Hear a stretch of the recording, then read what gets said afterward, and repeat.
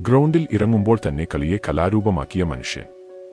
അവന്റെ ഓരോ ചുവടിലും ഒരു വിപ്ലവം, അവന്റെ ഓരോ സ്പർശത്തിലും ഒരു അത്ഭുതം. ഫുട്ബോളിന്റെ ചരിത്രം എഴുതുമ്പോൾ സ്വപ്നങ്ങളെ യാഥാർത്ഥ്യമാക്കി ലോകത്തെ വിസ്മയിപ്പിച്ചൊരു പേര് ഒരിക്കലും ഒഴിവാക്കാനാവില്ല. അർജന്റീനയുടെ മായാജാലക്കാരൻ, പന്തിന് ജീവൻ കൊടുത്ത കലാകാരൻ, ലോകം കണ്ട ഏറ്റവും വലിയ ഫുട്ബോൾ പ്രതിഭ. അവൻ ഡീഗോ ആർമാൻഡോ മറഡോണ.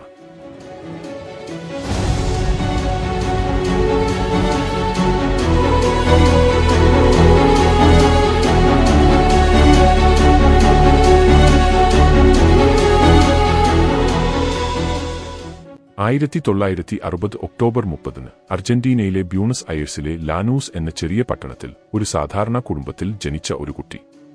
കുടുംബം വളരെ ദരിദ്രം.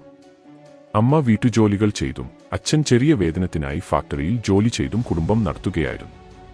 അവർക്ക് വലിയ സ്വപ്നങ്ങളൊന്നുമില്ല, പക്ഷേ ആ കൊച്ചുകുട്ടിയുടെ കണ്ണുകളിൽ ഒരു തീയുണ്ടായിരുന്നു. ഫുട്ബോളിനുള്ള അടങ്ങാത്ത പ്രണയം. അവന്റെ 6-ാം വയസ്സിൽ കിട്ടിയ ആദ്യത്തെ സമ്മാനം ഒരു പഴയ ചീഞ്ഞ പന്ത്. ദിവസവും മണിക്കൂറുകളോളം ആ പന്തിനോടൊപ്പം കളിക്കുകയായിരുന്നു.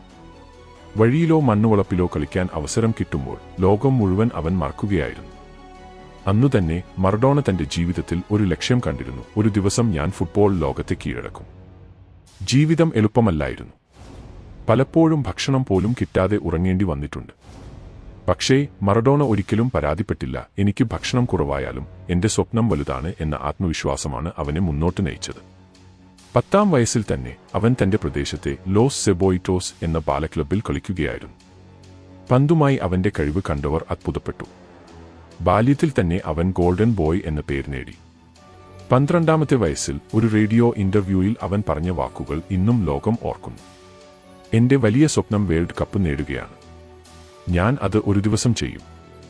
16-ാം വയസ്സിൽ തന്നെ മറഡോണ അർജന്റീന ദേശീയ ടീമിനായി അരങ്ങേറ്റം നടത്തി. ചെറുപ്രായത്തിൽ തന്നെ ആയിരക്കണക്കിന് ആളുകളുടെ കയ്യടി നേടി. അന്ന് ലോകം തിരിച്ചറിഞ്ഞു: ഒരു പുതിയ താരത്തിന്റെ ജനനം നടക്കുകയാണ്.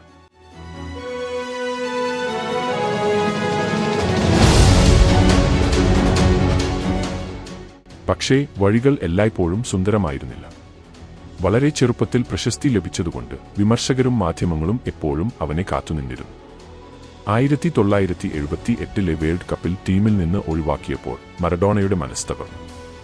പക്ഷേ അവൻ പറഞ്ഞു: ജീവിതം എന്നെ പുറത്താക്കിയാലും ഞാൻ വീണ്ടും പോരാടും.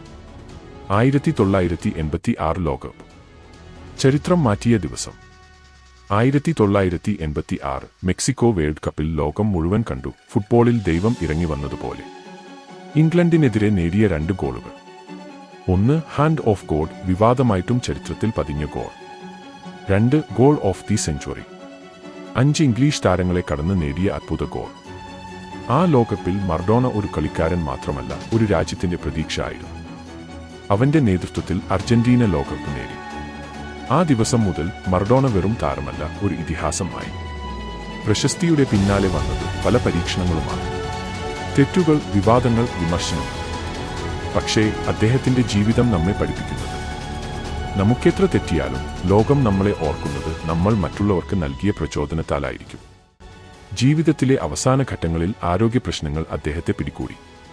2020 നവംബർ 25 ലോകത്തിന് മറഡോണയെ നഷ്ടപ്പെട്ടു. പക്ഷേ ഇന്നും കോടിക്കണക്കിന് ആളുകളുടെ ഹൃദയത്തിൽ അദ്ദേഹം ജീവിക്കുന്നു. മറഡോണയുടെ ജീവിതം നമ്മോട് പറയുന്നത്: ദാരിദ്ര്യം തടസ്സമല്ല, വിമർശനങ്ങൾ അവസരമാണ്. സ്വപ്നങ്ങൾ കാണാനും അവയ്ക്കായി പോരാടാനും ധൈര്യമുണ്ടെങ്കിൽ ഒന്നും അസാധ്യമല്ല.